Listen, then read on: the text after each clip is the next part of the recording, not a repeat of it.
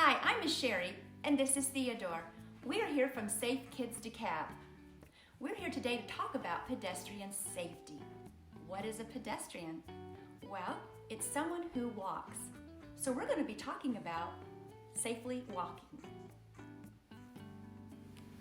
To help us learn to walk safely, we're going to read a book together called Clifford Takes a Walk by Norman Birdwell. Hi, I'm Emily Elizabeth. This is my dog Clifford, and these are some of my friends. We're waiting for it to be safe to cross the street so that we can start our school day. Raise your hands if you normally walk to school. High five. Listen up for these safety tips. Okay, our teacher, Miss Tate, has a treat for us today. This is Miss Patel from Safe Kids, and she tells us that she knows everything about road safety. We're going on a field trip with a surprise ending. On our way, Miss Patel is going to help us practice the rules of being a safe walker.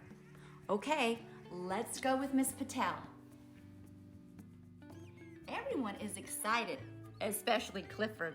Miss Patel goes over the safe walking tips with us before we leave. How to be a safe walker. When crossing the street, it always is a must to walk along with an adult you trust. 2. Look left, right, left, and meet the driver's eye to make sure you're noticed before you cross by. 3. It's best not to cross in the middle of the block. Go to the corner and use the crosswalk. 4. It's up to you to make the right call. Don't dart in the street to chase that ball. 5. Wherever you walk, it's important that you look for cars that are turning and backing up too. Miss Tate tells us to find a walking partner. I choose Clifford. Then she tells us we have to make a few stops on the way to help with our surprise. I can't wait to find out what it is. What's the number one rule of being a safe walker? Miss Patel asked us before we leave. We all know this one. When crossing the street, it's always a must to walk along with an adult you trust. Who is an adult that you trust? Is it your mom, your dad, a grandma, an adult friend? We're walking on the sidewalk when Clifford sees his friend Buster cross the street. He is so happy that he runs into the road to say hi. Clifford, I call out, it's not safe to run out into the road. That's right, says Miss Patel as Clifford comes back. Does anyone remember the next rule? I do. Look left, right, left, and meet the driver's eye to make sure you've noticed before you cross by. Miss Patel says I did a great job.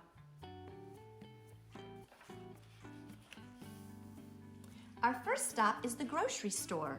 The clerk hands Miss Tate a bag. I wonder what's in the bag. Is everyone ready to go? Miss Patel asks the class. Yes, we say. Clifford is so excited, he keeps wagging his tail back and forth. But when we come to a street corner, we all stop, even Clifford. Who remembers what rule we are following? Miss Tate asks. My friend Sam raises his hand. It's best not to cross in the middle of the block. Go to the corner and use the crosswalk. This is our next stop, Miss Tate announces as we come to the sports store down the block. I wonder what she needs to get here, I whisper to Clifford. He sniffs the ground for clues. The store clerk hands Miss Tate 2 shopping bags. She gives one bag to Nate and one bag to Rosa to carry. Don't look inside the bags, Miss Tate says. You don't want to ruin your surprise. Just then, Nate accidentally drops his bag. A yellow rubber ball runs out into the street. Clifford wants to play with the ball, so he runs after it.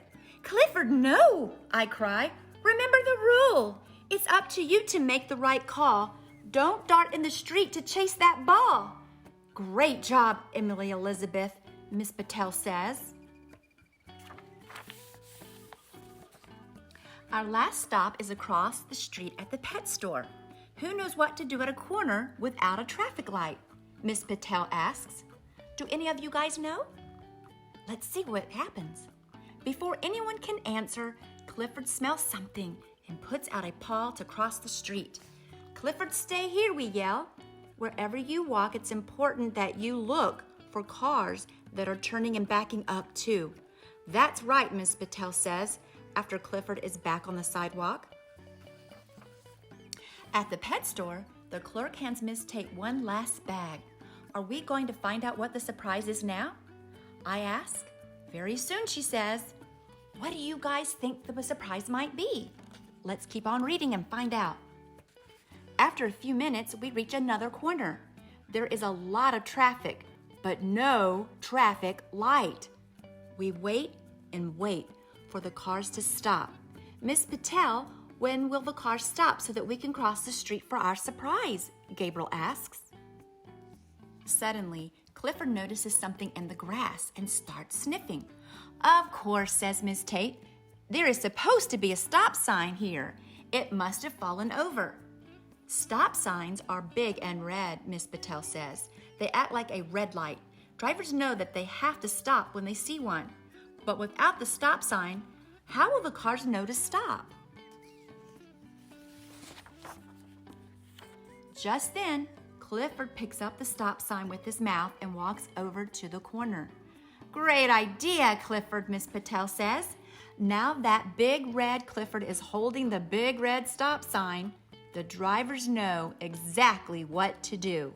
The driver of the delivery truck stops, and everyone can safely cross the street. Clifford saved the day. Welcome to your surprise picnic lunch in the park, Miss Tate says. We are now all super safe walkers, especially Clifford, Miss Patel says. We eat lunch and play with the toys from the sports store. There's even a yummy treat for Clifford. This is the best surprise field trip ever.